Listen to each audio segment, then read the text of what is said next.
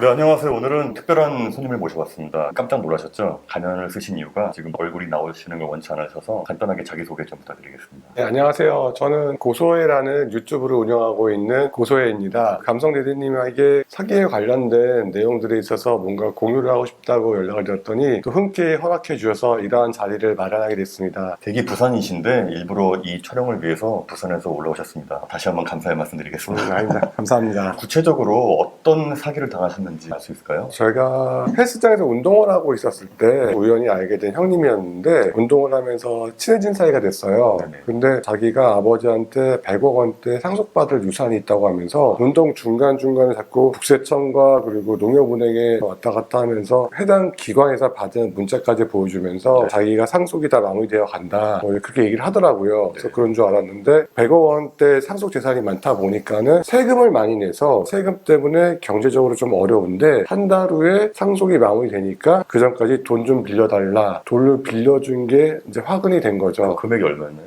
그렇게 해서 약 1년 동안 31차례에 걸쳐서 한 5,600만 원 정도 5,600만 되고요. 원. 그리고 중간에 이제 본인이 필요해서 카드를 빌려달라고 해서 카드까지 빌려줘서 19차례 사용해서 300만 원 정도 해서 도합 한 6천여만 원 정도가 아, 네, 10만 원 정도. 사기를 당하게 된 겁니다. 상속세 세금을 워낙 많이 내서 네. 그러니까 그 사람이 개인 사업을 운영하고 있었는데 사업 자금이 좀 모자라다고 하더라고요. 뻔한 패턴이네 또. 예, 그래서 이렇게 어차피 다음 달에 나오니까 네네. 알겠습니다라고 해서 처음에는 뭐 50만 원, 80만 원, 100만 원, 300만 원 네네. 이런 식으로 점점 늘어나더라고요. 그래서 더 이상 안 된다고 얘기했는데 그 다음에는 이제 자기 생활비가 없다, 관리비가 지금 밀려 있다, 네. 뭐 이런 식으로 하면서 사람의 약한 부분을 건드리고 그리고 그 사기꾼의 어머니가 요양병원에 입원해 있으셨는데 이제 부모님도 모두 편찮으시니까 네. 그런 어떤 공감대, 편찮으신 거에 대한 안타까움과 그 동정에 대한 공감대를 형성을 해서 네. 그래서 요양병원 병원비 안 내면은 쫓겨난다. 뭐 이런 식으로 해서 뭐 200만 원, 300만 원 이런 식으로 해서 계속 빌려주게 된 거죠. 그래서 소송을 하셨고 지금 몇 차례 재판이 있었고 지금은 결과가 어떻게 나왔나요? 예, 그렇게 해서 제가 사기인 거를 눈치를 채고 2022년 5월 3일 날 고소장을 접수를 했고요. 네네.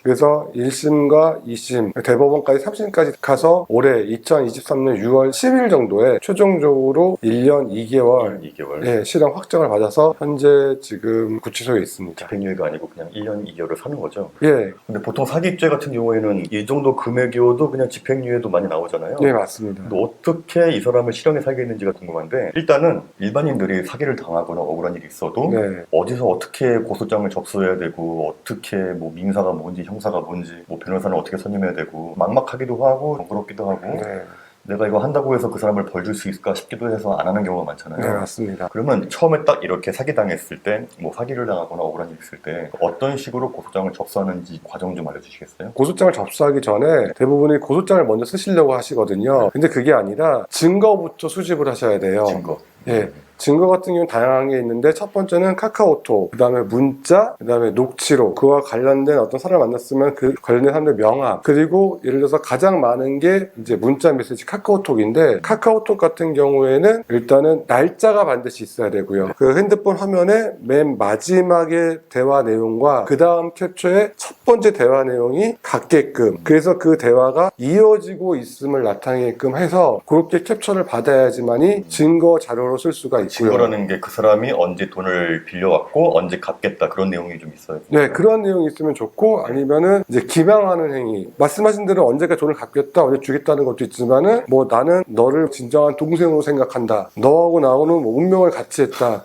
뭐 이런 내용 또한 기망행위에 속하기 때문에 그 기만행위 또한 법적으로 더 처벌될 수 있는. 예, 경우가 맞습니다. 있군요. 그 두 번째로는 이제 내가 돈을 빌려준 거 송금을 했잖아요. 그러면은 송금을 할 때 기본적으로 송금한 내역은 하나씩 다 캡처를 받을 수 있는데 그 전에 정말 중요한 게 뭐냐면은 제가 앞서 말씀드렸지만 송금을 31차례 했다고 말씀드렸잖아요. 그 31번 한 차례 보낸 리스트 1번부터 31번까지 금액과 어떤 내용으로 보냈는지 한 장 내지 두 장짜리 그 리스트가 꼭 있어야 돼요. 왜 그러냐면은 그거를 보면서 수사관들이 그 사건의 수사 방향이나 이제 어떤 걸로 김학의에서 사기를 쳤는지에 대한 어떤 전반적인 맥을 잡을 수 있기 때문에 그의 뒤에 첨부되어 있는 송금 내역은 어차피 은행 사이트 들어가서 캡처를 하나씩 받으면 되지만은 그렇게 한 장 한 장 보게 되면 수사관들이 헷갈릴 수 있기 때문에 그 모든 내용을 한 장 또는 두 장으로 정리해 놓은 송금 리스트가 있어야 되고요. 그것이 결국에는 어떤 효력을 발생하냐면은 그 재판이 끝나면 판결문이라는 걸 주거든요. 판결문에 범죄 일람표라는 게 있습니다. 거기 보시게 되면은 범죄 일람표의 내용과 금액 그리고 내가 제출한 그 송금 리스트의 내용과 금액이 일치합니다. 예, 그렇기 때문에 그게 중요한 역할을 할 수 있다는 거고 두 번째로 아까 신용카드를 빌렸다고 말씀드렸잖아요. 신용카드도 얼마를 어떠한 목적으로 썼는지 그런 사용 리스트를 한 장짜리를 정리를 해서 같이 첨부해서 제출하게 되면은 수사관이 증거를 검토함에 있어서 그리고 사건 방향이나 수사 방향을 정함에 있어서 유용한 자료를 쓸 수 있습니다. 일반인이었는데 네. 이번 사건 통해서 혼자서 하신 거네요. 알아보면서. 그럼 그 전에는 어떤 일을 하셨어요? 그전에는 재무관리 컨설팅을 했었습니다. 아, 법이랑은 관련 없는 거예요? 네, 전혀 관련 없는 일을 했었죠. 근데 어떻게 그렇게 그 명확한 증거들을 수집할 수가 있었나요? 그 재무관리 업무를 하다 보니까 근데 그 전에 이제 코로나가 터져서 네. 대면 상담이 어려웠다 보니까는 이제 네. 전화 상담이 주로 많다 보니까는 자동으로 녹음하는 시스템을 걸어놔서 모든 고객들 상담을 녹음을 했었거든요. 아, 물론 그 사기꾼과의 녹음 파일도 있었는데 분량이 워낙 많다 보니까는 정리하기가 귀찮아서 전부 녹음했구나 그냥. 예, 날짜별로 그냥 그 녹음한 걸 저장을 해놨다가 나중에 사기인 거를 알고서 그 녹음한 것 중에 고객 파트는 빼고 사기꾼과 통화한 내용만을 발췌해서 거기서 증거가 될 만한 자료를 정리를 해서 녹취록으로 제출을 했고요. 두 번째는 대부분 카카오톡으로 대화한 내용이 많아서 네네. 뭐 얼마 빌려주라, 언제까지 갚을게, 그럼 제가 송금했습니다. 그래서 이런 식으로 해서 증거들이 워낙 사고 넘쳤기 때문에 그래서 증거가 많았습니다. 그럼 만약에 같은 사기라도 여기 증거가 있는 사람과 없는 사람의 나머지 결과 형량은 완전 다르겠네요? 제가 봤을 적에는 그럴 가능성이 높아요. 통해서 알게 된 변호사님 말씀도 6천만 원 갖고는 구속될 수도 없고 뭐 시정을 받을 수 거의 안 나온다고 하는데 1억이 넘어도 안 나온다고 하는데 근데 이례적으로 예, 제가 6천만 원 정도로 했었을 적에 이미 그 사기꾼은 경찰 조사를 받는 그 순간에 구속이 됐었고 네.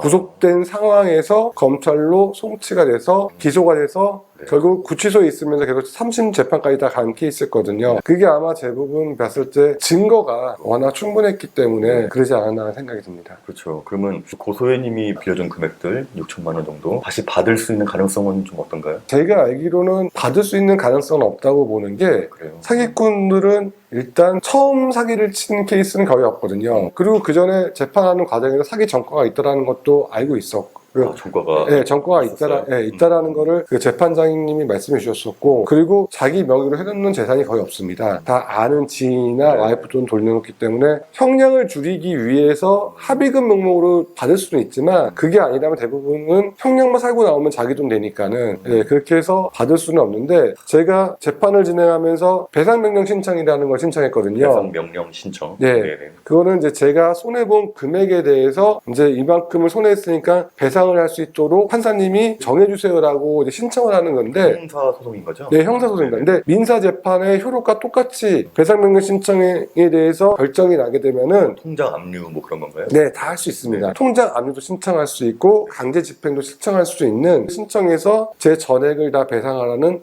판결까지 받아서 그거는 이제 강제 집행을 할 준비를 할 계획입니다. 그러면 변호사가 없이 진행이 된 건가요? 네. 근데 상식적으로 우리가 뭐 재판을 하려면은 변호사를 선임해야 되고 변호사를 선임하기 위해서 돈이 들어가기 때문에 거기에서 약간 겁이 질려서 네, 맞습니다. 포기하는 경우가 있는데 어떻게 변호사가 없이 진행할 수 있었죠? 고소인님께서는 그냥 혼자 가시는 거고 그쪽에서는 변호사가 있었어요? 네, 있습니다. 근데 저 같은 경우는 형사고소는요, 검사가 저 대신 싸워주는 거거든요. 가해자, 그러니까 피의자라고 해요. 네. 저는 피해자고, 국가하고 피의자랑 싸우는 거예요. 얘는 변호사가 있어야 되죠. 자기를 변론해야 되기 때문에. 근데 저는 변호사가 없이, 제 변론은 검사가 해주는 거예요.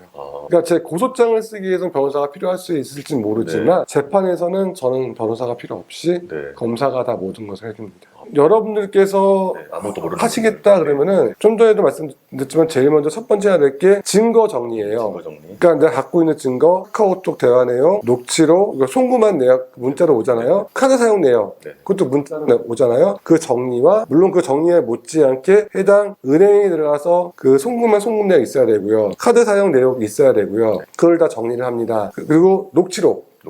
다 정리를 하게 되면 그 증거들이 날짜가 다 틀리거든요. 네. 그러면은 그 증거들을 보면서 날짜별, 시간별로 간략하게 정리를 쫙 해요. 그러면 한 10장, 20장 넘어가거든요. 네. 그거를 보면서 그 날짜의 내용을 진술로 작성을 하시는 겁니다. 그거를 어디에 들어가서 어떻게 하는 건가요? 고소장은 대한법률구조공단에 들어가면은 있거든요. 대한구조법률공단. 네. 그러면 거기서 고소장 형식이 있어요. 네네. 거기에 써 있는 그 고소장 형식을 다운받아서 쓰시면 되는데 이제 쓰는 형식은 거긴 나와 있지 않으니까 자기가 맞춰 써야 되는 거죠. 네. 그리고 고소장을 쓰실 때 기본적인 틀, 뭐 고소인, 피고소인, 신상명령 쓰는 거 있고요. 그 다음에는 이제 고소장을 쓰실 때 이제 가장 중요한 게 고소 취지. 고소 취지. 예, 고소 취지는 뭐냐면 얘가 사기냐 횡령이냐 뭐 그런 내용을 쓰는 거고, 두 번째는 고소 이유. 고소 이유에는 당사자와의 관계, 어떤 관계냐, 그 다음에 사건의 경위, 내가 어떤 식으로 사기를 당했느냐, 그런 내용을 쓰는 거고, 마지막에는 이제 범죄 사실, 이 사람이 어떠한 범죄를 저질렀는가에 대한 내용을 작성하시면 됩니다. 근데 이제 그 작성법을 여기서 다 설명하려면은 너무나 길고요. 그 방법은 제가 간단 명료하게 이제 제 유튜브 사이트에서 네, 유튜브 고소인님 채널에 있으니까 자세히 한번 보시기 바라겠습니다. 예, 그래서 그 채널을 보시게 되면은 여러분들이 홀로 쓸 수 있게끔, 홀로 작성할 수 있게끔 제 나름대로 거의 완벽하게 안내를 했다고 생각이 드는데, 예, 그렇게 해서 어렵지 않게 할 수 있게끔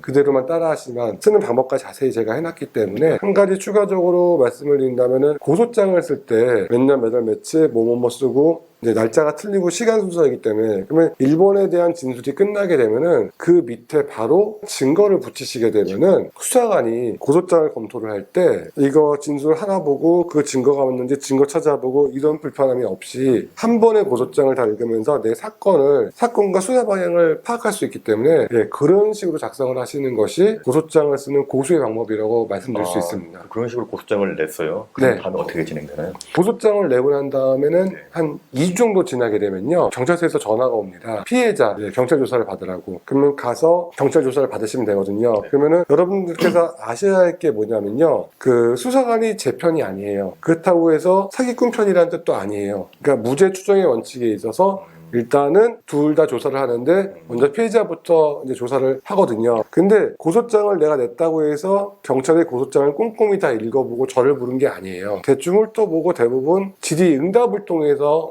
이제 고소한 내용에 대해서 파악을 하거든요. 여러분들께서 아셔야 할 게 뭐냐면은 경찰 조사를 받으러 가실 때 꼭 하셔야 될 게 뭐냐면은 가기 전에 내가 쓴 고소장을 5번 내지 6번 정도를 충분히 읽고 가셔야 한다는 거예요. 그래서 내가 주장하고자 싶은 거, 내가 주장하고 싶은 사건의 핵심이 뭔지를 먼저 파악을 하시고요. 그리고 가게 되면은 경찰이 질문을 하거든요. 질문을 통해서 제가 고소장을 바탕으로 대답을 하는데, 경찰이 질문을 하지 않았다 하더라도 내가 이 사건에 이거는 중요하다고 판단되는 거는 추가로 저희가 진술을 해야 돼요. 그 진술을 하는 동안 그 경찰은 진술서를 쓰거든요. 그러면 진술서를 다 쓴 다음에 저한테 보여줘요. 주면은 서로 질문을 주고받은 내용과 더불어 내가 강조하고 싶은 진술이 있는지 없는지, 제대로 썼는지 파악을 하고, 제대로 안 썼다면은 거기다 내가 수기로 작성해도 돼요. 그러면 다시 프린트해서 보여주거든요. 내가 주장하는 내용이 다 들어갈 수 있게끔 반드시 그렇게 진술을 하셔야 되는데, 그렇게 진술을 하기 위해서는 전전날이라도 고소장을 5번 내지 6번을 꼭 읽고 핵심을 알고 가야 된다는 거죠. 그리고 경찰 조사를 받았을 적에 이런 받은 절대 하면 안 되는 5가지가 있어요. 예, 그게 뭐냐면은 제가 따로 정리해 왔는데, 강제로 끌려갈 수도 있고. 가해자 입장에서는 그 자체로도 약간 쫄리겠네요. 네, 맞습니다. 어차피 거짓말이니까요. 네, 사기꾼은 거짓말을 통해서 먹고 사는, 네, 많이 쫄렸던 것 같아요. 재판을 총 3번 한 건가요? 봤을 거 아니에요, 얼굴을. 네네. 개짜라 식인가요? 아니면 좀 겁먹은 느낌인지? 2번, 3번, 4번, 그러니까 점점 갈수록 사기꾼이 망가지는 모습을 볼 수가 있고요. 고생한 티가 나요. 압류를 걸게 되면은 어차피 자기 이름으로 아무것도 못하기 때문에